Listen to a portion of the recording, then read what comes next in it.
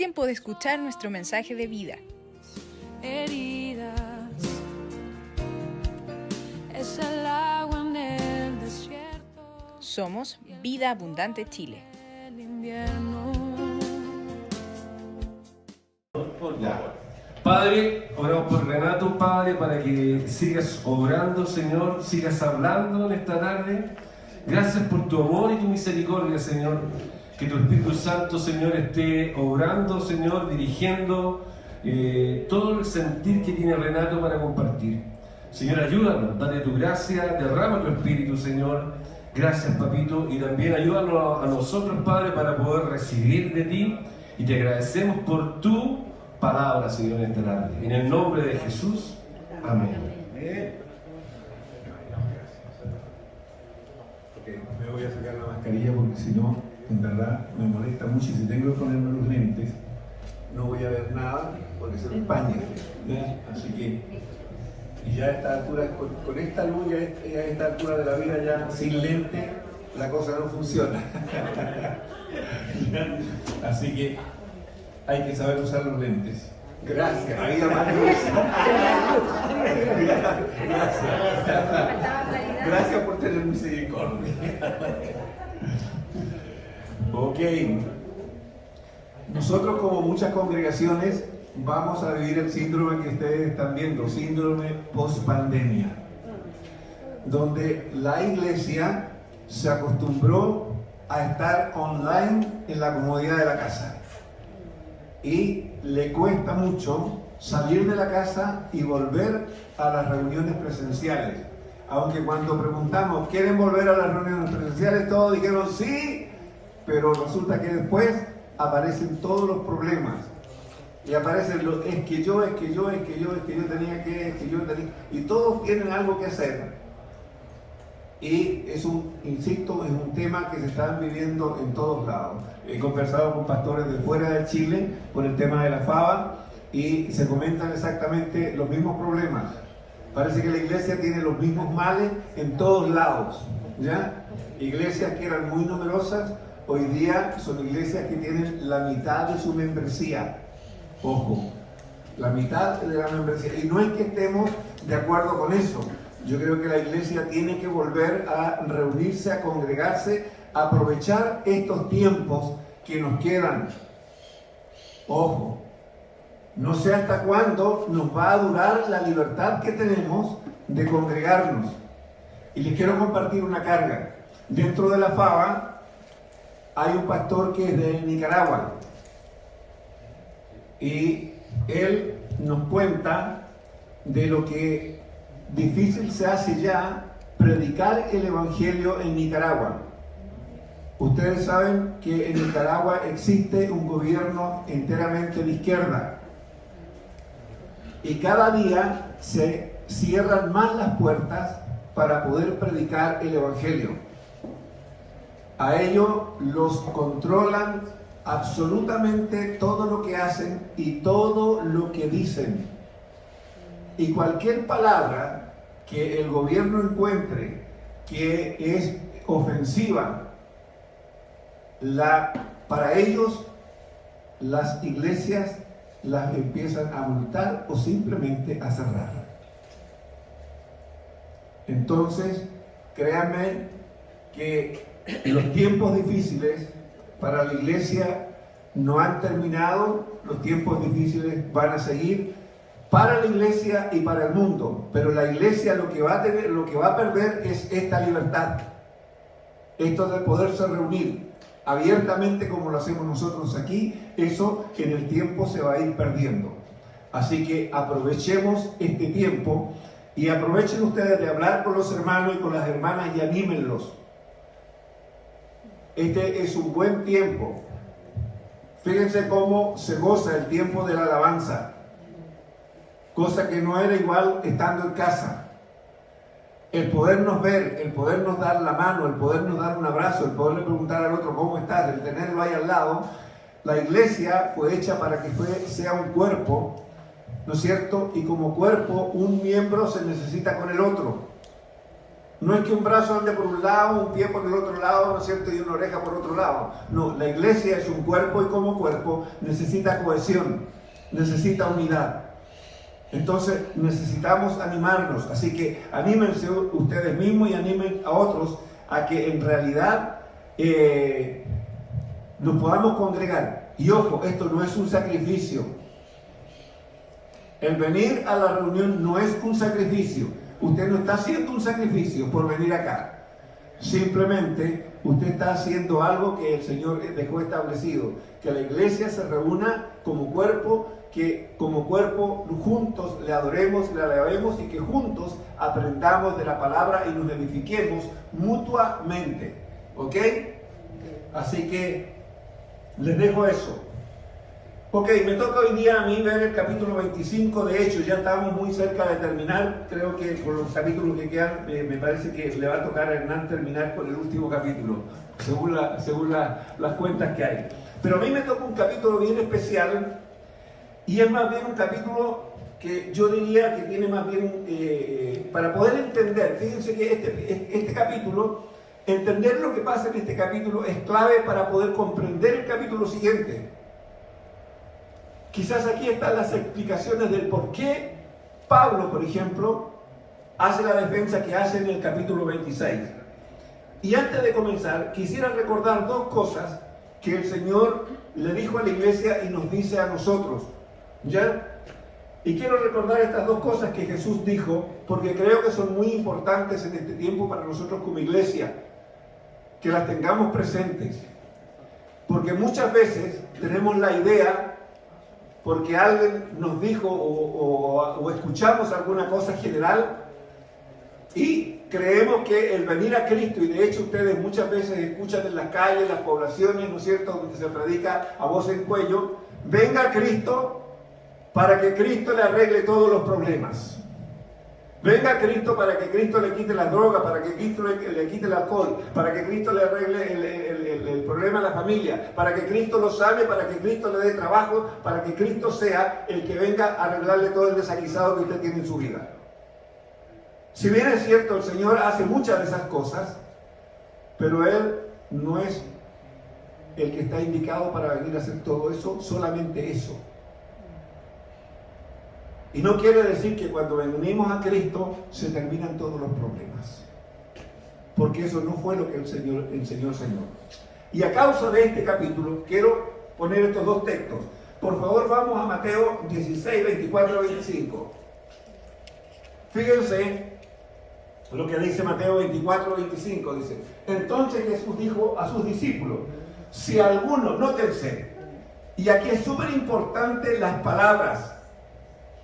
Yo siempre, las personas que están conmigo y que les enseño, yo les digo, fíjense cómo el Señor habla y las cosas que Él dice y los énfasis que ciertos textos marcan. Y fíjense que este texto tiene un énfasis muy importante. Dice, si alguno, nótese, si alguno quiere venir en pos de mí.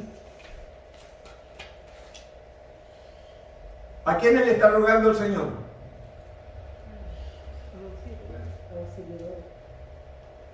¿Le está rogando a alguien? A nadie. El Señor no le está rogando a nadie. Fíjense lo que está diciendo. Si alguno quiere venir en pos de mí. Tome en cuenta esto, dice Jesús. Niéguese a sí mismo y tome su cruz y sígame. En palabras del Koiné actual nuestro, diríamos Jesús se la puso dura. Se las cantó claritas y se las puso dura. Porque dice claramente, niéguese a sí mismo. Póngase usted en el último lugar.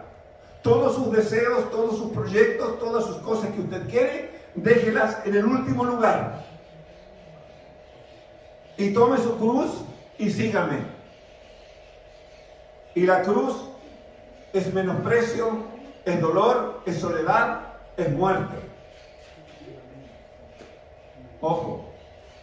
Y Jesús se lo dijo a sus discípulos, no se lo dijo a la gente en general. Le está hablando a los discípulos, o sea, le está hablando a usted y a mí. ¿Qué Jesús le está ofreciendo a usted y a mí en este caso? ¿Qué nos está ofreciendo? ¿Nos está ofreciendo bienestar? ¿Nos está ofreciendo una vida fácil? ¿Nos está ofreciendo una vida donde nunca vamos a tener ningún problema? Absolutamente no. Por eso quise traer a reflexión este texto, por causa de lo que vamos a ver. Dice, tome su cruz y sígame. Ok, primer texto. Segundo, Juan 16, 33. Miren lo que dice Juan 16, 33. Y otra vez le está hablando a sus discípulos. No le está hablando a la gente común. Es lo que Jesús nos está advirtiendo a nosotros hoy. Lo que le dijo Jesús a los discípulos hace más de 2000 años atrás es lo mismo que Jesús nos dice hoy a nosotros. Y miren, dice, estas cosas os he hablado para que en mí tengáis paz. En el mundo tendréis aflicción. ¿Cómo? En este mundo, en esta vida, mientras estemos aquí, vamos a tener aflicción. Ojo, no nos está diciendo que vamos a tener un mundo lleno de rosas donde todas nuestras necesidades van a ser satisfechas. Nos está diciendo todo lo contrario. Dice, en el mundo tendréis aflicción. Mientras vivamos en este cuerpo de carne, vamos a tener aflicción. Distintos tipos de aflicciones, pero las vamos a tener. Unas más severas, otras más leves, ¿no es cierto? Otras más pasajeras, pero vamos a tener aflicciones y distintos tipos de aflicciones. O sea, cuando me dicen o cuando escucho aquel evangelio que digan, venga a Cristo para que Cristo le arregle los problemas, ese evangelio no es el que Cristo enseñó. ¿Está de acuerdo usted conmigo? Porque no es lo que yo digo. Porque no vale lo que yo digo. Lo que yo digo no tiene ninguna importancia. Y esto lo he dicho muchas veces y lo voy a seguir diciendo. Aquí no es importante lo que yo digo o el que el predicador que está aquí adelante diga. Si la Escritura no lo dice, entonces lo que dijo el predicador no tiene ninguna importancia. Pero aquí lo está diciendo Jesús. Y Él está diciendo, en el mundo tendréis aflicción, pero confiad, yo he vencido al mundo. ¿Qué me está diciendo Jesús entonces? Céntrate en tu relación conmigo. Céntrate en tu relación conmigo. Crece en tu relación conmigo. Conóceme. Y entonces, cuando tú me conozcas y aprendas a confiar en mí, entonces vas a tener paz. ¿Por qué hemos de confiar en alguien que no conocemos? Es absurdo si yo confío en alguien que no conozco. Si nosotros aprendemos a confiar en Cristo, es por lo que aprendemos a conocerle. Aprendemos a saber quién es y cómo es Jesús. Por eso Él dice, pero confiar, yo he vencido al mundo. ¿Por qué puedo confiar en Jesús? Porque sé quién es Jesús y sé cómo es Jesús. Y eso lo tengo que tener muy presente en este tiempo.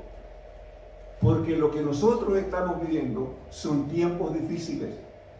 Delante de nosotros se está cumpliendo gran parte de lo que Jesús dijo acerca de las señales antes, nótense, y nótense, antes del fin del mundo. Estas no son señales del fin del mundo, son señales antes del fin del mundo. Estas son las señales que Jesús habló de principio de dolores.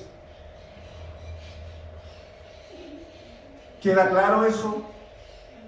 Porque anda una cantidad de gente hablando una cantidad de barbaridades. No, si esto es todo, es porque ya es el fin del mundo. No, estos son solamente principios de dolores.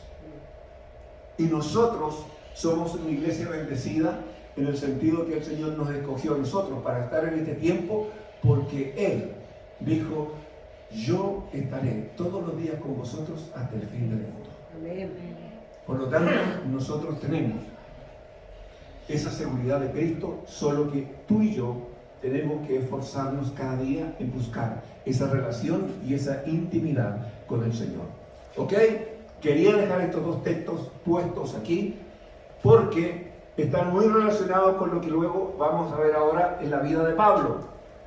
El apóstol Pablo, sabemos que está preso en Jerusalén. Él vino desde el Asia Menor en su tercer viaje, terminó su tercer viaje, viene a Jerusalén, a pesar de que cuando estaba en el Asia, aún proféticamente le dijeron, si tú vas a Jerusalén, en Jerusalén los ancianos te van a perseguir y te van a querer matar. Y aún Pablo, sabiendo todo aquello, él quiso ir porque él sabía, que el Señor quería que él fuese a Jerusalén para que se cumpliese el propósito de Dios en su vida. Así que vamos a ver lo que sucede aquí con Pablo. Y es interesante, dice, vamos del Hechos 25 entonces, 25 del 1 al 12.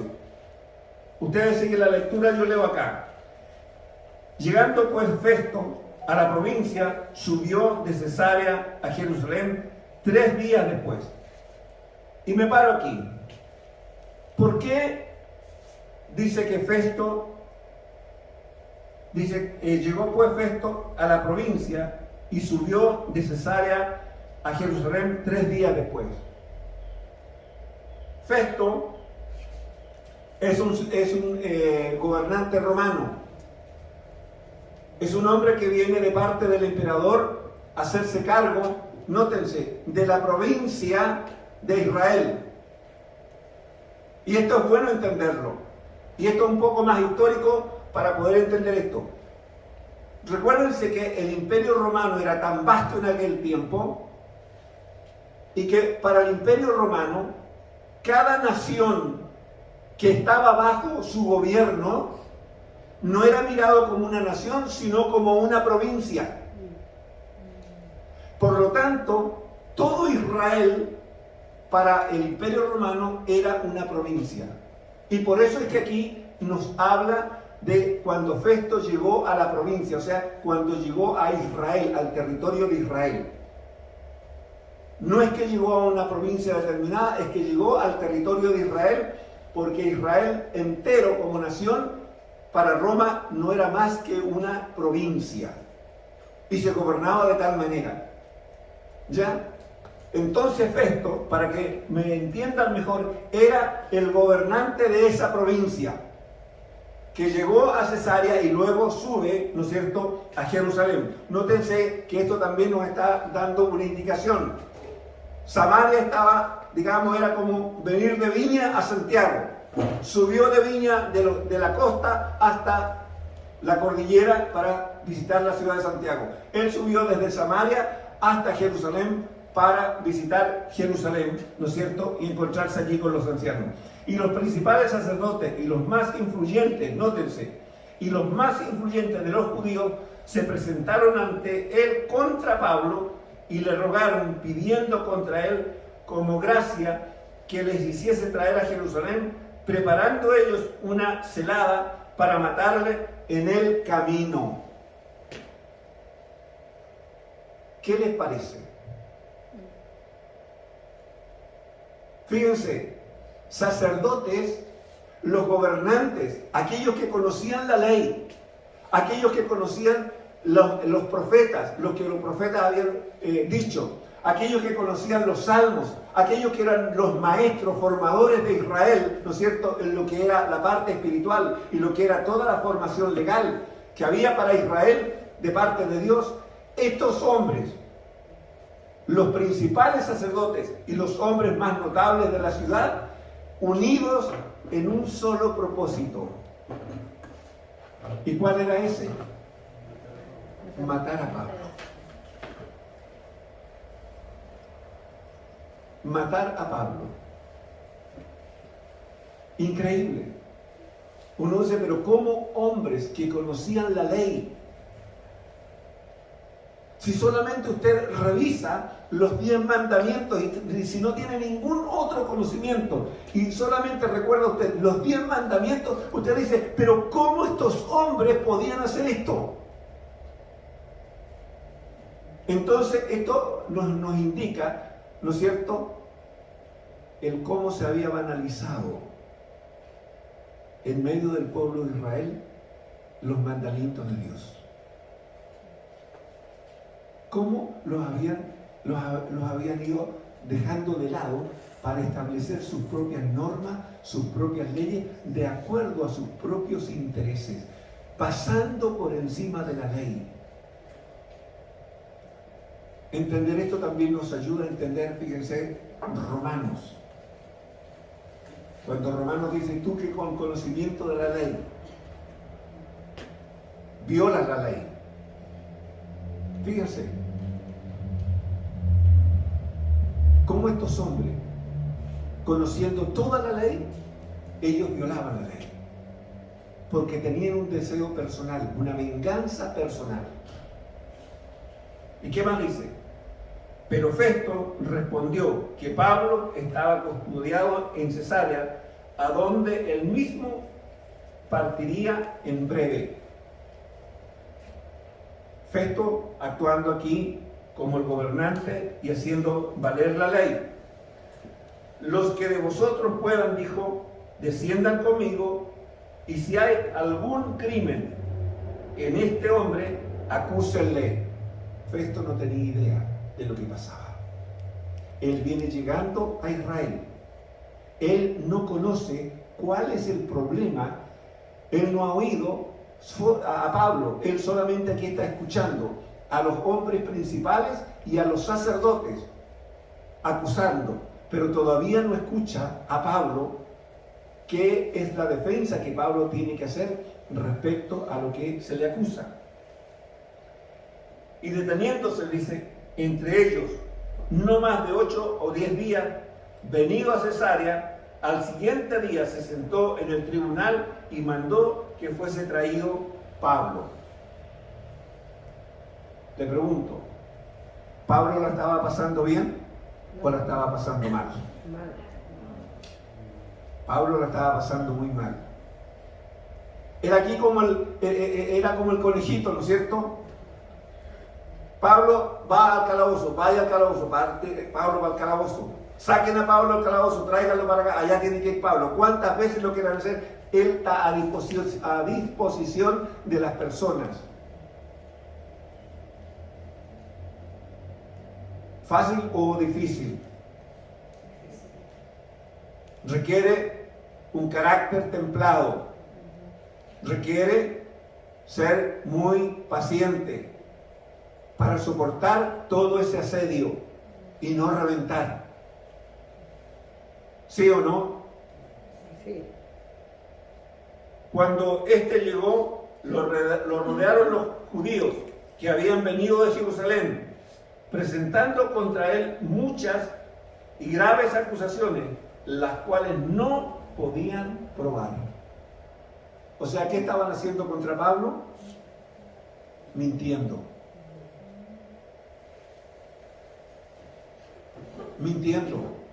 Pero usted dice, pero Pablo es un apóstol del Señor. Pablo lo único que ha hecho es predicar durante mucho tiempo en el Asia. Le ha predicado a gran parte del Asia Menor. ¿Y cómo está aquí ahora? ¿Y dónde está el Señor? ¿El Señor lo dejó botado? ¿El Señor lo dejó solo? ¿El Señor lo abandonó? ¿El Señor se olvidó de todo lo que Pablo ha hecho por la causa del Evangelio?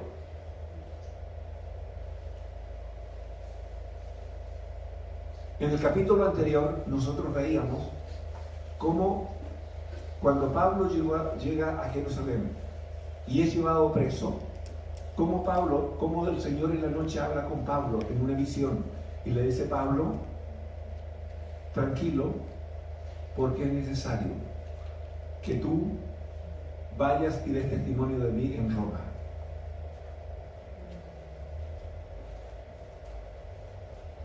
Pero aquí está Pablo sufriendo, siendo perseguido, acusado injustamente, ¿no es cierto?, interrogado una y otra vez. Veíamos que la Escritura dice en este mundo tendréis aflicción, pero confiad en mí, yo he vencido al mundo. ¿Lo entienden? La confianza de Pablo no estaba en los hombres, estaba en Cristo. Y él en Cristo podía enfrentar todos estos momentos duros, difíciles, injustos, pero en paz. Porque él sabía lo que estaba sucediendo con él y el propósito que Dios tenía con él. Ojo, Pablo no estaba sin entender o sin saber lo que estaba pasando. El Señor lo tenía clarito.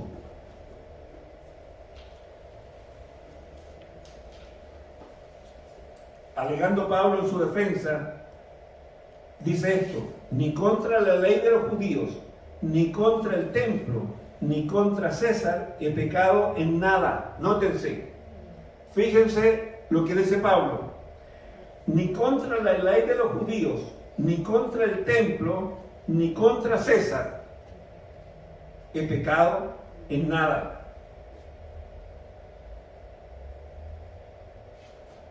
Pero Festo, queriendo congraciarse con los judíos, respondió a Pablo, dijo: ¿quieres subir a Jerusalén y allá ser juzgado de estas cosas delante de mí?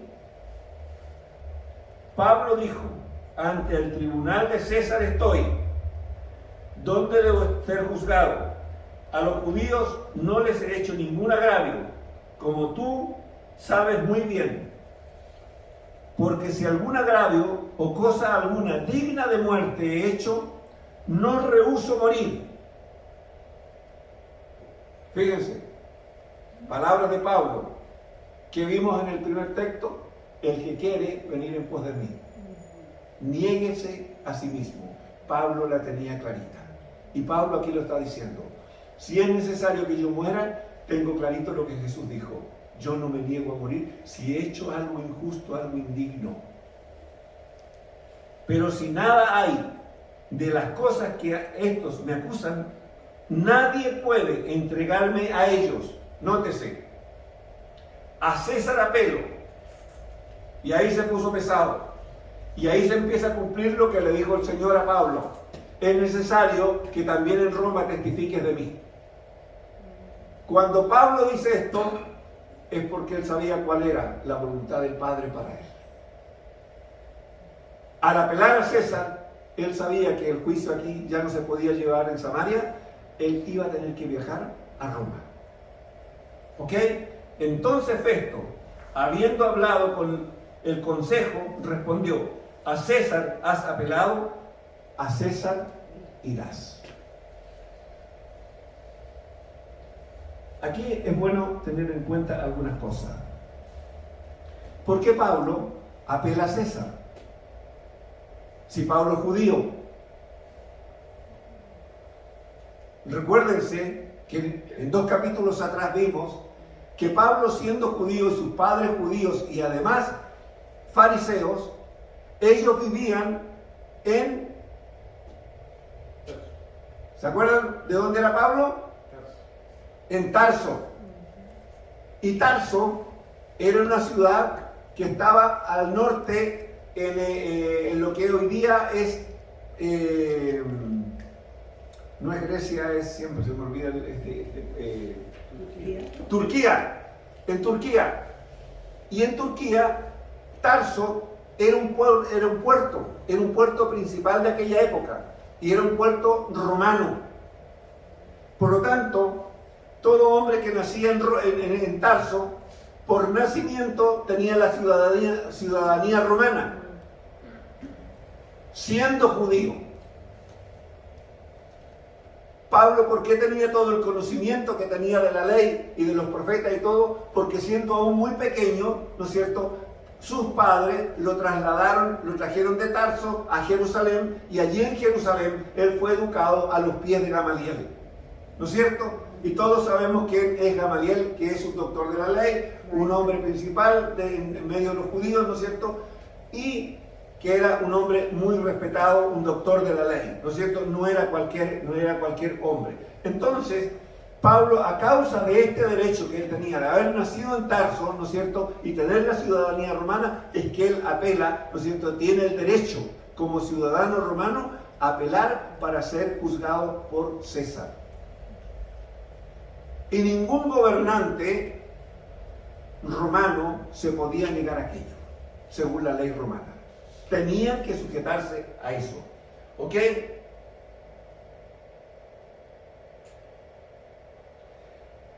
Bien, hemos visto las aflicciones de Pablo, ¿no es cierto?, en todo este capítulo y en los capítulos anteriores. Pablo aquí está sufriendo aflicciones de persecución, pero también es necesario recordar algo, que Pablo fue un encarnizado perseguidor de la iglesia naciente, ¿sí o no? Ojo. Y hay un texto que es bueno que nosotros recordemos, que más de alguna vez lo he dicho, y es bueno que nosotros lo tengamos en cuenta, sobre todo cuando tenemos que referirnos a alguien o queremos referirnos a alguien. El Señor enseñó, recuérdense que los principios del Señor son para todos los hombres. No es para unos sí y para otros no, es para todos los hombres. Y el Señor dijo esto, enseñó este principio. Él dijo, todo lo que el hombre sembrare, eso también segará. El que siembra para la carne, de la carne cosechará corrupción, mas el que siembra para el espíritu, del espíritu, segará vida y paz. ¿Sí o no? ¿Se recuerdan de esa palabra? Y cuando Pablito sembró persecución, quedó un paréntesis. Y hoy día él está siendo objeto de persecución y Pablo lo sabe. Lo que él antes hizo, ahora como boomerang, se le devuelve a él. Y Pablo en mucha paz y en mucha humildad, él lo soporta. Porque él sabe de dónde viene y sabe lo que él hizo. Y más de alguna vez él lo dijo. Y de hecho, antes Festo en su discurso lo va a volver a recordar. Pablo no ignoraba lo que él había hecho. ¿Ya? Entonces, hoy él está sufriendo persecución, pero lo hace y lo sufre con toda claridad, sabiendo que el Señor tiene preparado para él el viaje a Roma. ¿Ya? Ahora, ¿por qué Pablo, siendo judío, no sigue guardando, ¿no es cierto?, su postura como judío, con todo el conocimiento que él tenía de la ley, de los profetas, de los salmos, ¿no es cierto? Porque él no quiere ir a Jerusalén. Porque fíjense que Pablo provenía de ahí. Cuando él era perseguidor de la iglesia, era un hombre muy ligado al Sanedrín. Y él sabía cómo, y permítanme este término, cómo se cocinaban las cosas allí. Y él conocía de la carnalidad y de la injusticia, del cómo el Sanedrín, cómo los principales sacerdotes y los ancianos y los hombres de mayor reputación manejaban las cosas con absoluta injusticia. Entonces Pablo sabía que no podía confiar en los suyos. Y por eso finalmente tuvo que apelar a César. ¿Por qué? Porque aquellos que tenían la ley, que tenían el conocimiento de los profetas y los salmos, no daban el ancho en justicia y en verdad. Lamentable, muy lamentable. Muy lamentable. Eso también nos habla a nosotros de cómo actuamos cuando tenemos que actuar en justicia y en verdad. Nosotros estamos dando el ancho conforme a la verdad que conocemos del Señor.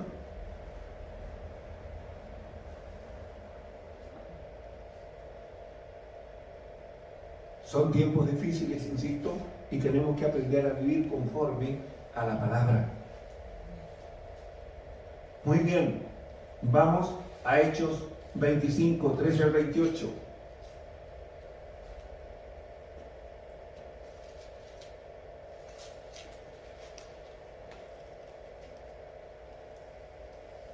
Pablo ante Agripa y Berenice. No sé si todos han investigado quién es Agripa, pero vamos a leer. Dice Pablo: pasado algunos días, el rey Agripa y Berenice vinieron a Cesarea para saludar a Festo. ¿Ya?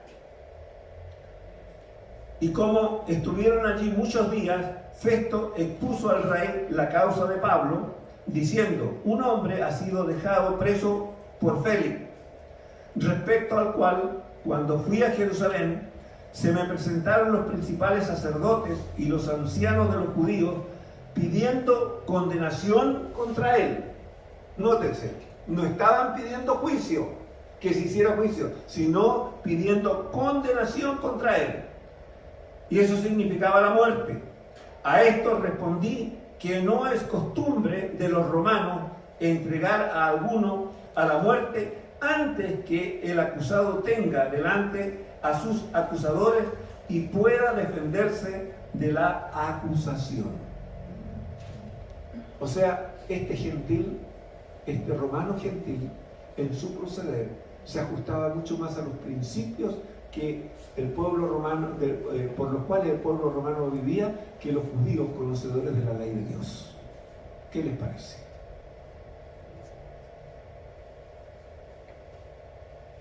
Así que, habiendo venido a ellos juntos acá, sin ninguna dilación, al día siguiente, sentado en el tribunal, mandé traer al hombre.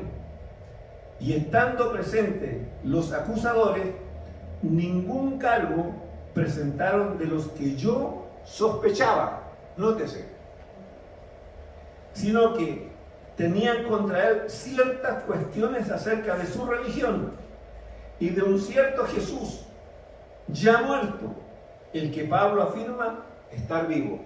Contradicciones. Yo, dudando en cuestión semejante, le pregunté si quería ir a Jerusalén y allá ser juzgado de estas cosas. Mas, como Pablo apeló para que se le reservase para el conocimiento a Augusto, mandé que le custodiasen hasta que le enviara yo a César. Entonces Agripa dijo a Festo: yo también quisiera oír a ese hombre. Él le dijo: mañana lo oirás. El circo. Vamos otra vez a otra presentación, a otros descargos y a defenderse de acusaciones.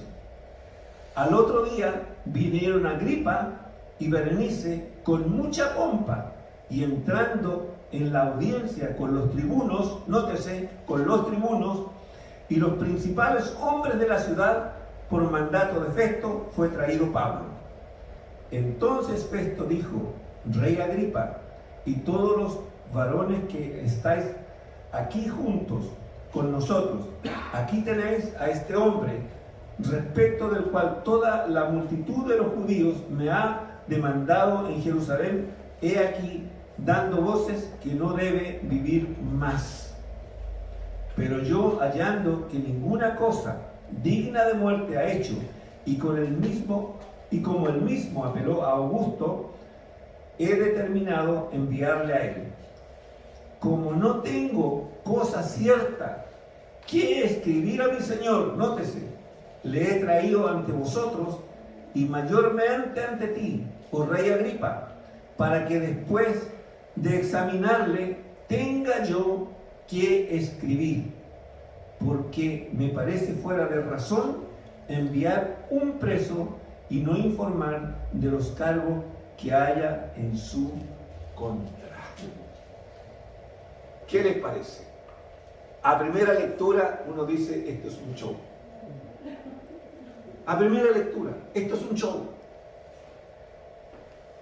Entonces, veamos un poco y entendamos quién es Agripa. ¿Por qué aparece este personaje? ¿Quién es Agripa y Berenice? Bueno, Agripa, y aquí vamos a entrar un poco a la historia. Agripa es hijo de Herodes Agripa I. ¿Quién es Agripa I? Agripa I es hijo a la vez de Herodes el Grande. ¿Ya? Y estos eran en este momento el nieto de Herodes el Grande. Este es Agripa, el que está aquí ante Pablo. Agripa I fue un gran perseguidor de la iglesia. Ya lo vamos a ver en un texto más adelante. Fue uno de los primeros grandes perseguidores de la iglesia, Agripa I. Fue el que mató a algunos apóstoles. ¿Ya? Entonces, ¿dónde estaba ubicado su reino? El reino de Agripa, ¿no es cierto? Este es el hijo de Agripa I, ¿no es cierto? Este Agripa, su reino estaba al noreste de la provincia, o sea, al noreste de Israel. Este Agripa, si algunos saben de historia o han visto las películas, ¿se recuerdan del emperador Calígula? Bueno, este Agripa se educó junto con Calígula. Era amigo íntimo de Calígula. Este quedó sin su padre, Agripa I, cuando tenía más o menos 16 años. Entre 16 y 17, entre los 16 y 18 no hay absoluta certeza, pero este Agripa quedó sin su padre. Agripa I murió cuando él tenía esa edad y ahí fue reconocido como rey y era íntimo amigo de Calígula. Y todos los que han visto un poco de historia saben quién es Calígula. Y Calígula, cuando era emperador de Roma, le pasó la provincia de Judea y de Samaria, perdón, la región de Judea y de Samaria, se la dio como parte del territorio a este Agripa. ¿Ya? ¿Qué más podemos decir de este Agripa? Agripa, para el peor de sus males, es judío. Agripa I y Herodes son judíos. Y Agripa I fue un perseguidor de la iglesia. ¿Por qué? Porque veía a la iglesia como una amenaza a la religión judía. Y este Agripa, hijo de Agripa I, parece un refrán esta cosa, este Agripa, ¿no es cierto?, en su época tenía tal conocimiento, era un hombre que tenía mucho conocimiento de la ley, de los profetas y de los salmos, ¿no es cierto?, y de toda la vida de Israel. Y este hombre, imagínense que había llegado al punto de que él era el que tenía la autoridad en ese tiempo de quitar o poner al sumo sacerdote a su antojo. Si el sumo sacerdote se oponía o decía algo que a él no le gustara, él decía: se cambió el sumo sacerdote, hasta aquí llegó, ponemos otro. Entonces, fíjense la importancia que tiene conocer esto, porque entonces vamos a entender, en el capítulo 26, podemos entender el discurso de Pablo y por qué Pablo le habla de la forma que le habla. Porque tiene un amplio conocimiento de lo que decía la ley, de lo que decían los profetas y lo que decían los salmos, y por lo tanto también él sabía que el Mesías había de venir y que Emmanuel debía de venir. No es un hombre sin conocimiento. Entonces es importante entender esto. Y vuelvo a Hechos, a Hechos 12.1. Fíjense lo que nos relata Hechos 12.1, que es lo que hizo su padre Agripa I. En aquel mismo tiempo el rey Herodes echó mano a algunos de la iglesia para matarles. Primer perseguidor de la iglesia. Esa es la línea de descendencia que tiene. ¿Qué les parece? Hay cosas que se van dando, ¿no es cierto?, en la línea de descendencia y que no se pueden parar. Ahora, teniendo tal conocimiento este Agripa de la ley, de los profetas, ¿no es cierto? Cuando Festo supo esto, claramente le interesó que Agripa pudiera escuchar a Pablo y lo pudiera interrogar, porque hasta aquí Festo no sabía qué hacer con Pablo, tal como lo dice el término del capítulo. O sea, yo tengo que mandar a este hombre que lo dejaron preso acá y lo tengo que mandar a donde Augusto César. Pero al mandarle yo tengo que hacer un informe. Pero no sé qué decir en este informe porque no tengo nada de qué acusar a este hombre. Entonces, con todo el conocimiento que Agripa tenía, entonces Agripa escucha a Pablo y luego ayúdame a hacer el informe para poder enviar a Pablo a Roma. Fíjense.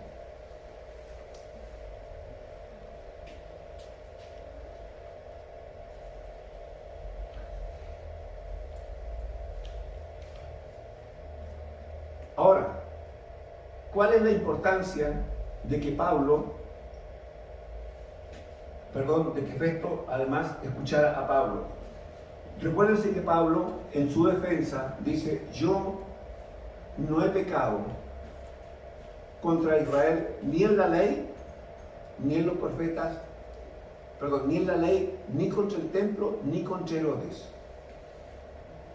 Pero acá Pablo vuelve a decir: yo no he faltado a la ley, no he faltado a los profetas, ni he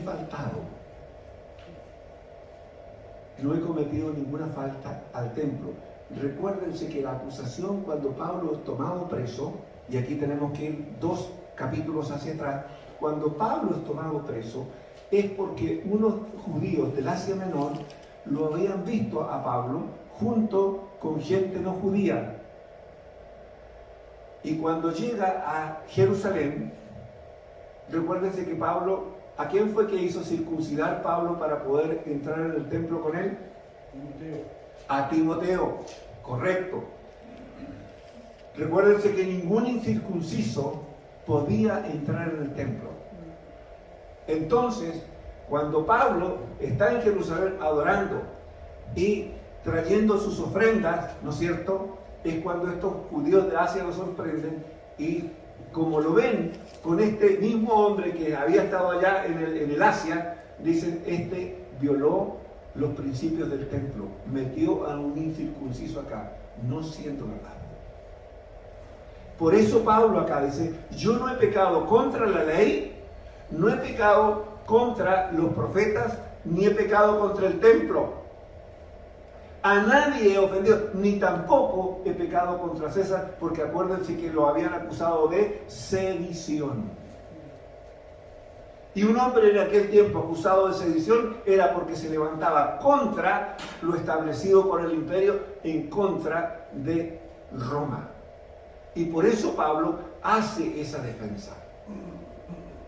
Por eso dije, este capítulo, si nosotros no lo entendemos, va a ser difícil entender el capítulo siguiente, el 26, porque aquí está la base del discurso después que Pablo se da en el capítulo 26. Gracias.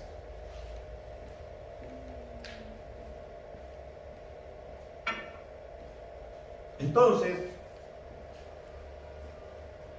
ahora, otro hecho que tenemos que destacar. Fíjense que en este juicio, en esta presentación que tiene que hacer Pablo frente a Festo, nuevamente, ¿quiénes están?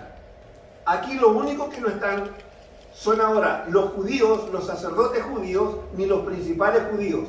Pero están Festo, está, ¿no es cierto?, Agripa, y está su hermana, está Berenice. Berenice es hermana de Agripa. Ya no es la esposa como algunos creen, que Agripa era la esposa, no, es la hermana de Agripa, Berenice. Entonces en este último, ¿cómo llamamos a esto? Si esto no es un juicio, en esta última presentación pública que hace Pablo aquí, antes de ser enviado a Roma, Fíjense, están las principales autoridades romanas, está la gente más importante de Roma, está Berenice y está Festo, y están, dice, los